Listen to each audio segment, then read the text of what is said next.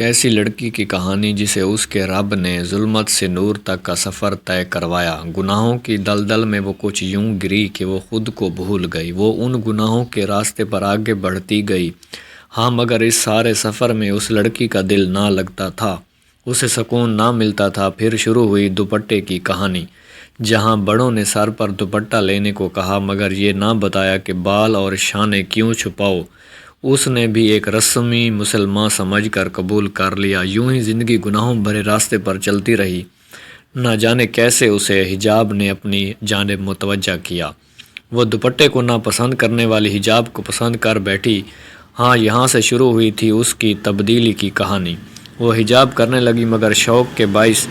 اس حجاب کا مقصد اللہ کی رضا نہ تھی، شاید خود کو دوسروں سے الگ دکھانا تھا۔ مگر وہ حجاب لینے لگی تھی، دھیرے دھیرے اسے عبایا پسند آیا، کیونکہ جب وہ ان نقابی لڑکیوں کے پاس سے گزرتی تب اسے اپنا وجود کھلا کھلا سا لگتا تھا، نہ جانے کیا لگتا تھا۔ مگر اس نے ضد کر کے عبایا اور حجاب لینا شروع کر دیا۔ اسے اپنا آپ بہت بھانے لگا، مگر تب دل میں سب کچھ تھا، بس رضائے ربی نہ تھی۔ یوں ہی کچھ عرصے بعد اس نے نقاب بھی شروع کر دی، مگر بس یہ باہر کے لوگوں سے پردہ تھا۔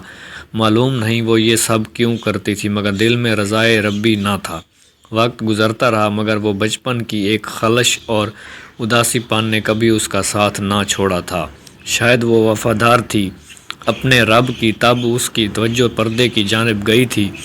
معلوم نہیں کیسے، مگر اس نے اپنے پردے پر سوچنا شروع کر دیا تھا۔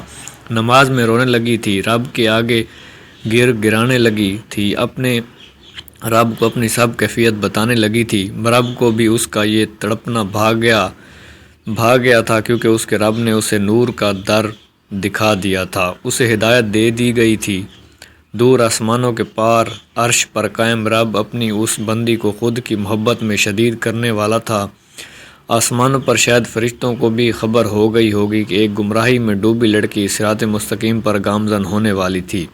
ہاں، اسے ہدایت مل گئی تھی، اسے ایمان کی ساتھیوں کا ساتھ عطا کر دیا گیا تھا۔ ہاں، وہ نہ جانے کیوں عبایا، حجاب اور نقاب کرنے والی لڑکی اب شرعی پردہ اپنے رب کی رضا کی خاطر کرنے لگی تھی۔ یہ تھا میرا گمراہی سے ہدایت کا سفر۔